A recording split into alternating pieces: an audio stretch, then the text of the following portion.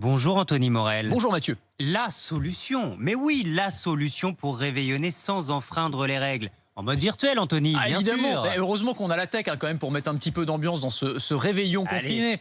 Quand même. Alors la première option, c'est évidemment les concerts virtuels. Il y en a une offre pléthorique ce soir. Bon, sauf si vous vivez au fin fond d'une grotte, vous avez compris qu'il y avait Jean-Michel Jarre qui donnait un concert virtuel à Notre-Dame de Paris, qui sera une vraie performance technologique. Il faut le souligner aussi. C'est-à-dire qu'il sera donc dans un studio avec une combinaison spéciale, des capteurs, et c'est son avatar virtuel qui va se retrouver comme ça modélisé dans une cathédrale. Enfin, c'est quand même complètement fou. C'est une start-up française d'ailleurs qui a conçu toute cette mise en scène, mais c'est un exemple parmi d'autres. Alors il y en a pour tous les goûts dans les concerts en streaming qu'on peut retrouver sur internet, sur certaines plateformes. Vous avez David Guetta, vous avez Justin Bieber, vous avez Snoop Dogg, vous avez la tournée Star 80. Le choix. Vous avez vraiment le choix. Alors certains sont gratuits, d'autres sont payants. C'est intéressant de voir que ça, c'est une tendance qui est là pour rester. Les concerts virtuels, on s'est rendu compte que c'était un vrai business qui était en train d'émerger.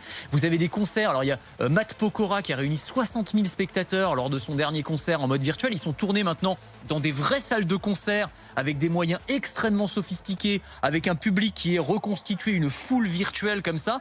Vous avez le groupe BTS, vous connaissez, là c'est les Coréens. Ils cartonnent, Oui, bien sûr, la K-pop. Exactement, 750 000 spectateurs sur une soirée, ils ont généré 20 millions d'euros. De toute façon, il va falloir que tout ce monde de la musique se réinvente. Exactement. Évidemment. Ils sont en train de se réinventer. Encore une fois, la crise, c'est un accélérateur technologique assez incroyable. On va pouvoir aussi danser avec ses amis et même avec des inconnus à distance ce soir. C'est ça. Il y avait les apéros Zoom. On a aussi les soirées boîtes de nuit par Zoom. Il y a certaines boîtes de nuit qui organisent des soirées dansantes en visioconférence. Donc chacun est chez lui, dans son appartement, dans sa maison, devant sa webcam. Donc vous dansez tout seul ou avec votre conjoint, votre conjointe. Bon, voilà, faut assumer.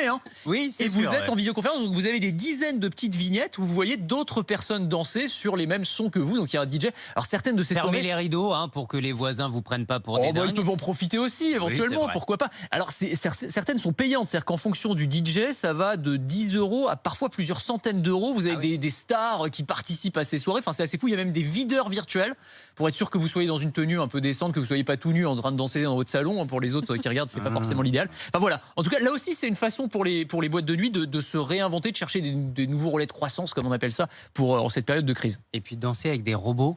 Ah oui, alors je voulais finir l'année avec ça. Encore un robot. Mais si, mais mes chouchous, Boston Dynamics, vous savez. Ah oui. Eh bien, ils ont publié, alors si vous ne regardez pas sur RMC Découverte, vraiment, allez voir cette vidéo sur YouTube de robots dansant sur la chorégraphie de Do You Love Me, qui est un tube américain des années 60. Et on voit donc ce robot, alors Spot, qui est un robot chien, et Atlas, un robot humanoïde. Il se débrouille mieux que moi. Ah, mais beaucoup mieux que moi aussi. C'est-à-dire que c'est ça qui est, alors certains diront inquiétant, moi enthousiasmant, vous me connaissez, mais c'est complètement fou le niveau de souplesse, d'agilité de ces robots dans cette chorégraphie endiablée. Voilà, moi je voulais absolument terminer l'année avec ça, avec les robots de Boston Dynamics. Bon, en revanche, sur le Madison, je pense que je les prends, les robots. C'est vrai ? Ouais, on testera ça je quand vous même. montrerai une fois. Ouais. Merci beaucoup, Anthony Morel. On a hâte, de danser et bien finir cette année.